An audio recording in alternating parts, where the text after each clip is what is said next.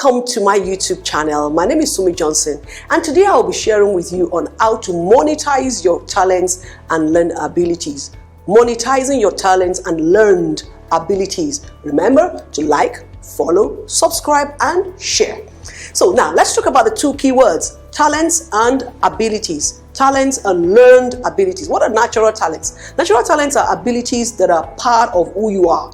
They may be artistic talents, intelligence, physical strength, organizing ability, and so on. There are some things that are innate in us. Sometimes they are latent, unrecognized, unused, until some life circumstances bring them forward, and we discover that we have this hidden capacity or talent that we had known nothing about. These talents are part of who we are. Remember, these talents are what? Part of who we are. What about learned abilities? Learned abilities are the results of our informal and formal education. Things we have learned to do as a result of observing people or going to a formal setting like school, university, and sometimes learned abilities overlap with our natural talents. Let me give you two instances. I have two workers. I told you I'm into construction. I have two people that work with me. One is a bricklayer and one is a plumber. The bricklayer actually went to study carpentry for 7 years. But he said he just wasn't good at it. But his own father was a bricklayer, and he was just observing his father work as a bricklayer. And today he's a terrific bricklayer. The same thing the plumber. The plumber learned tailoring, but his father was a plumber.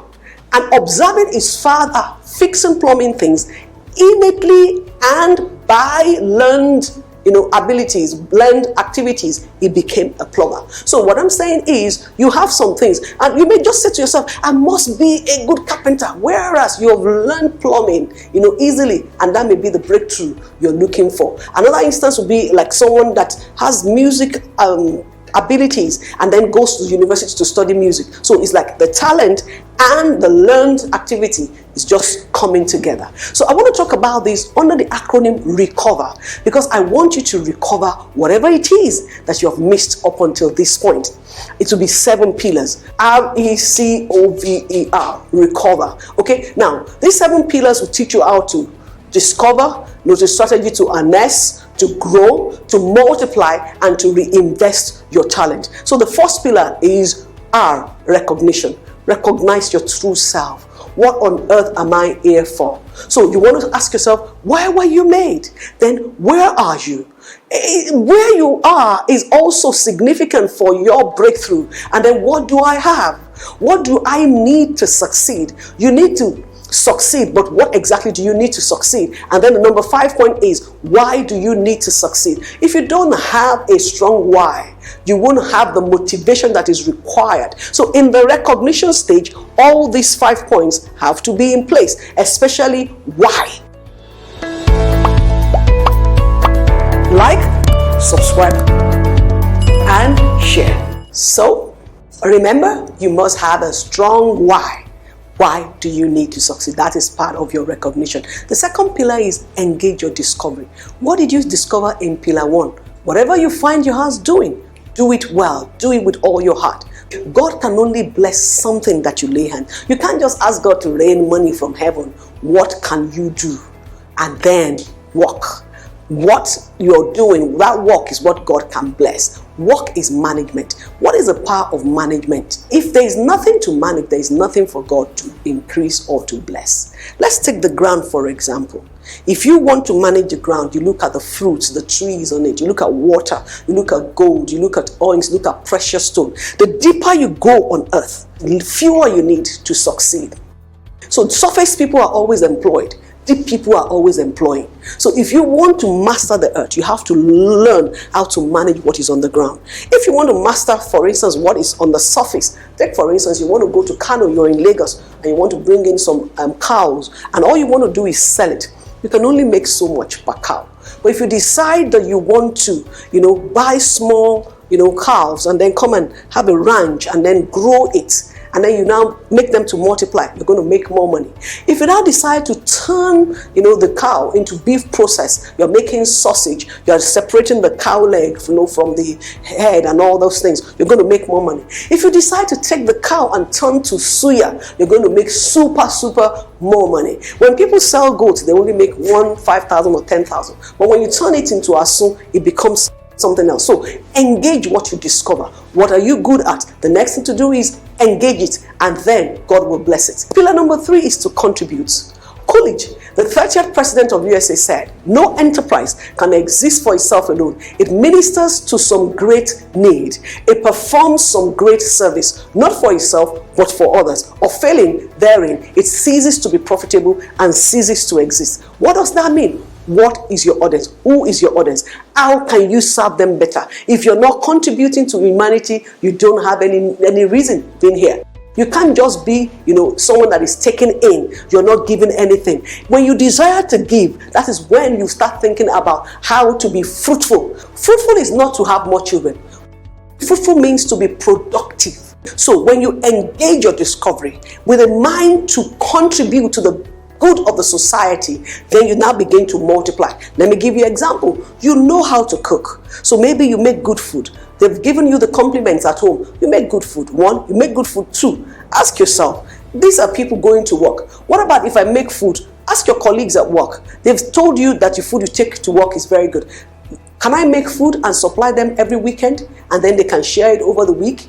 Or do you want to make food for very busy executives? Do something about what you have. Be fruitful about it. Multiply. What does it mean to multiply? Reproduce it in the same quality, and even though the quantity increases, the quality must not diminish. So you have to be able to multiply. Let me tell you the secret of multiplying. You see, what we call plywood are sheets of ply compressed together. The more you add to it, the thicker it becomes. So when you are fruitful and you decide to start multiplying the process, the quality does not change. Then replenish. To replenish is to develop a system of distribution. Do you make zobo? Maybe you put a particular flavor in your zobo.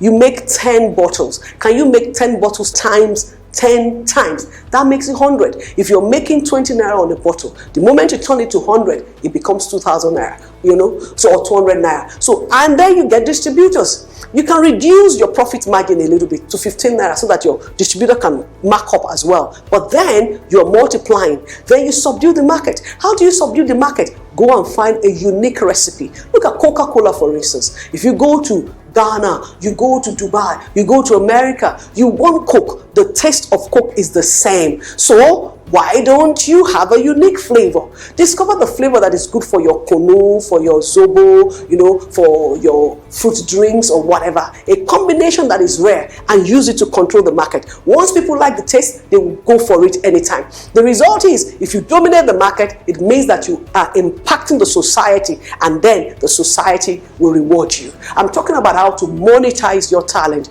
Pillar number 4 is opposition. Opposition creates way for innovation. To survive, you must have the plan to survive the years of famine. All pains have purpose. Let me explain this to you. The last 1 year now has been the pandemic, and we've gone through so much stress. I run real estate facilities. Some of my facilities are being occupied by companies. They've not been to the office for a whole year. What's going to happen? I have to start being creative. Maybe I want to turn those facilities into, corporate lounges or virtual offices where people who want to have short meetings can occupy. Make sure you have internet, right office furniture, and all those things in it, and it will be used. Don't let opposition stop you. Let it cost you to be creative. Now, Lagos is congested. They're trying to phase out maybe the yellow buses, the Ubers, the Taxifys, and all those companies are coming. When people were not moving out, they banned Okada. Now logistic companies are springing up all over the place. Don't let opposition stop you. It is a springboard for innovation. Number 5 is verify your authority. Everything in life submits to something else in order to function, grow, and prosper. I know a lot of people that have lost their businesses just because they did not submit to the law of the land. Submit to God's authority. Whatever you know that will not be pleasing to God, don't do it. Submit to government authority. Pay your tax when you should. You can avoid tax, but don't evade it. Because if you evade it, the acts of the law will catch up with you. Then submit to family authority, submit to industry standard. Do you need to register with NAFDAC? Find out. Don't let them come and close your shop. Are you a supermarket holder? Don't display expired products. There's a law that governs that. Whatever you're doing, even if you're into real estate like me, Don't use substandard products. It may be cheaper now, but it will be more expensive in the future. You need to be careful. I'm talking about how to monetize your talent and learned abilities, because the idea is I want you to be super rich, and that is possible.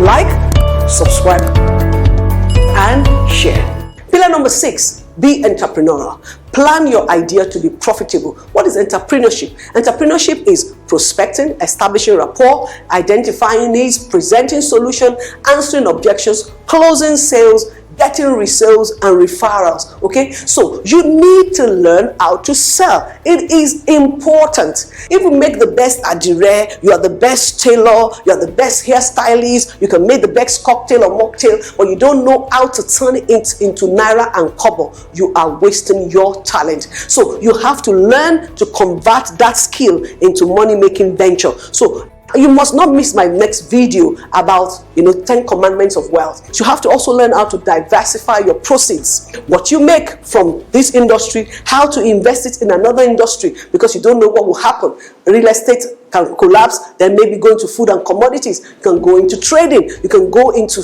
so many other things. Every venture has expiry date. Let me give you the example. If 20 years ago you were making chalk, if you haven't changed that now, I'm sure you would have run bankrupt, because nobody is using the chalkboard anymore. If you're into clothes, there are styles that are changing. There are styles that are trending now that they are no longer trending. You have to ask yourself, what do you do with what is no longer working? It's very, very important. So invest the gains from your sales into other sector. It is very important. The last pillar, which is the R in recover, is recondition your mind for success and minimize the impact of peril. Recondition your mind for success. Have the image of success. Have the image of growth. Know the importance of diversification and insurance. Let me just say something quick about insurance. Poor people don't insure, and that's why they become victims of disaster. Rich people insure everything. So when disaster strikes, I remember, I think 4 years ago, we had a brand new car that was involved in an accident, and the car was going to be fixed for 5.2 million. Do you know what? We didn't pay a kobo. The insurance company paid it all. If we did not insure that car, we would have had to spend money, and that's why you now spend money fixing the car and then managing it. We'd ask them, do not repair anything, just take out the bad parts and fix it. So the car came back as if it was new. So it's very important. But today I'm not talking about insurance. I'm talking about how to recondition your mind. Like, subscribe, and share. Our brain is often the culprit for why we don't reach our goals. So we have to learn how to take away from our mind negative thought patterns, so that we will then open ourselves to a vast world of opportunities. This is oversimplification of this. Let me explain. There are two sides of the brain. There is the right side, which is creative. There is the left side, which is logical. So every incredible idea that comes from the right side, the creative ideas, endless possibility, the dreams, the fantasy. You just wake up and see yourself riding on a white horse, and growing across, and you become the president of Nigeria, you become a senator. All these are on the right side. But the left side, it says you're crazy, and it kills that creativity almost immediately. So the left side quashes the right side. So you have approximately 70,000 thoughts per day, and 80% of those thoughts, they become negative. So our brains are designed in a way to literally look for negativity. How this looks at the moment is being paralyzed by fear when new opportunities or ideas arrive. So new means scary to your brain, but don't let that scare you. There's a way you can recondition your mind by training your brain to listen to you. Your brain cannot control you. Your brain is a part of you. So you have the capacity to control your brain and tell your brain how to think. And that's what I want to tell you today. You can literally train your brain. When your brain is processing something at a higher level and doesn't get stuck in negativity, that means the miracle starts to happen. I want you to know that there are actions you can take to train your brain and your mind to process 80% of those 70,000 thoughts differently, except if they're unrealistic. Except if you want, at 70, you say you want to run, with a 20-year-old and you want to beat the person. No, that's going against the natural laws of life. Like I told you, submit to God's law. Because every year, after the age of 40, for every 7 years, some part of us decay, and it decays naturally, and that is inevitable. Do you understand what I'm saying? But you can decide at 80 that you still want to go back to school. I know a man, 80, in Lagos, that just got a first degree in law. So it is possible. It has always been his dream, but he couldn't do it when he was 20, when he was 30, when he was 60, but he did it when he was 80. So all things are possible. All you need to do is what? Train your brain. Like, subscribe, and share. So let's get practical. There are 6 ways to train this brain, and I'm going to teach you how. Very simple. Number 1, seek out others that have done it before. If you want to be something else, find someone that has gone that path. I mentor a lot of girls. They tell me, oh, there's victimization. My parents don't want me to go to school. I tell them, my father didn't want me to go to school. My father didn't want me to have a first degree. But here I am today, I have it. You too can have it. You don't even need to have access to me. Go on the internet, study their life, read their books, go on their YouTube. Find out something about whoever you want to be like. First of all, who is that person you want to be like? Focus on the most successful players, in the same arena, and just catch a glimpse of what they're doing. That becomes a motivation for you. Focus on that key player. You will see the mistake they made and how they kept going. Very, very important. Set your gaze on someone that has reached where you want to go. Number 2, set boundaries. You can take charge of your brain. Your brain is part of you, so you can tell your brain how far to go. You don't have to commit suicide. You are a spirit. You have a soul. You live in a body.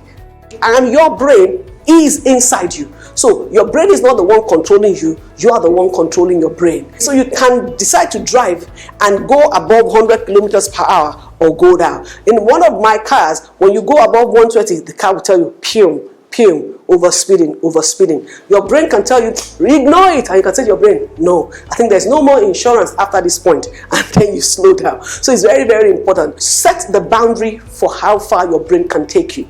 Don't let your brain take you to the negativity. It's your job to make the day good. Look for the positives. If things don't go well, if you need to take cold water, if you need to have a clean drive, if you need to walk to the lagoon center and just cool yourself down, it is your job to look for the good in the day. Refuse to get beat by negative circumstances and situations. Refuse to be a victim. Get your mind to walk through the transition of sorting out a new idea that may mean scary, and allow it to work out step by step. You can set that boundary in your brain. Number 3, I'm talking about how to recondition your mind. Write down the things that you're grateful for every day. Do you know that a grateful heart attracts good things? A lot of people don't know. It works like a miracle. Just say to yourself, can I thank God for 10 things today? Look at it. Maybe you want to thank God that, oh, at least I have a roof over my head. Even though it's a rented one. Even if it's a thatched roof. Or at least I have a shoe. Some people don't even have shoes at all. At least I still have 3 shirts. Some people don't even have at all. I'm still breathing. I am not in the hospital. Learn to be grateful. Be grateful that you were selected to be part of the SHIP Special Intervention Project. We had 70,000 people. Only 20,000 were trained. Be grateful. For little things, be grateful. If you're grateful in little things, the tendency to attract more is coming your way. You've got to be specific about good things and good people in your life.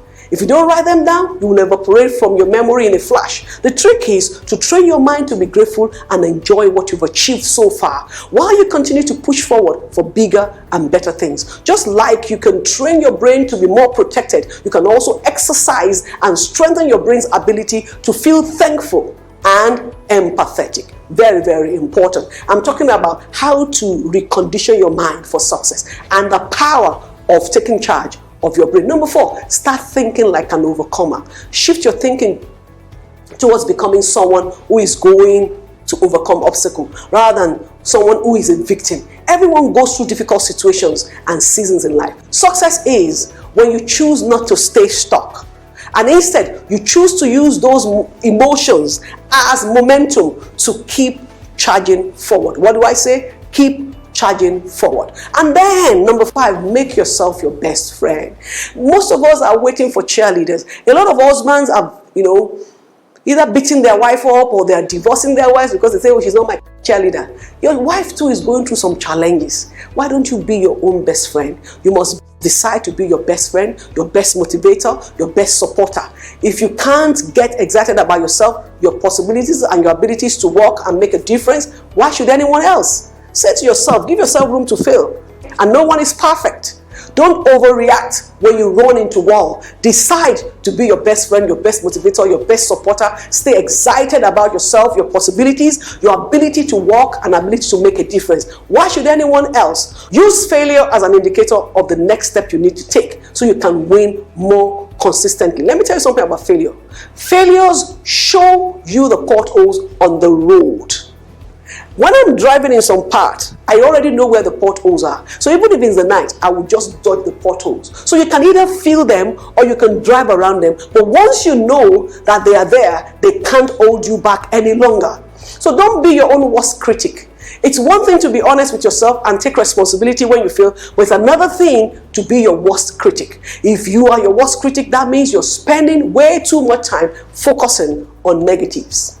Don't allow yourself to freeze up in indecisions because you're afraid of failures or of offending someone. Remember that even the most successful people in the world blundered along the way. If you offend someone, you can apologize. So if you make a mistake, apologize and move on. I watch the game of golf a little bit. I'm trying to learn it. I'm not a golfer yet. But there's something the coach would always say in golf. Say, don't worry. A lot of getting good at golf is not getting upset when you miss a shot. Your capacity for getting good at golf is directly related to your capacity for being able to tolerate hitting terrible shots whilst you learn. So learn to tolerate hitting terrible shots while you learn. There is no need to go timidly through life afraid of offending someone or making a mistake. Live boldly and know that nobody is perfect. Like, subscribe, and share. Last point about how to recondition your mind is tune your mind for success. Think of training your mind like tuning an instrument. My children are all instrumentalists and I see them, they're tuning the guitar, tuning the piano. So they know when the chord is striking right. So once you know what the instrument sounds like, when it's in tune, it will always sound wrong when it's out of tune. So the same goes for your mind. Once you know how to train your mind to think differently, you will subconsciously know when your thought process is veering off course and starting to negative. Even better, you will know how to steer it back on track. I'm talking about tuning your mind for success. Incorporate more of these strategies into a daily practice and watch how you begin to see more doors that lead to success than ever before. Look back at what we have just discussed. Choose something that you know you can try easily. Think, one thing. What if I make Zobo? What if I make hand sanitizer? What if I make dishwasher? What if I make disinfectant? What if I make liquid soap? What if I do aromatherapy? What if I become a public speaker? What if I go back to school? Think about something that we have taught you and then go back to it. Make your first step in training your mind. This is how to monetize your talents and learned abilities. You have to engage it. I hope you have enjoyed it. Now, remember, watch the next video about the 10 commandments of money if you haven't done that already. And then there is a stage play that I produce. You can relax with that. It can help you to tune your mind. Like, subscribe, and share.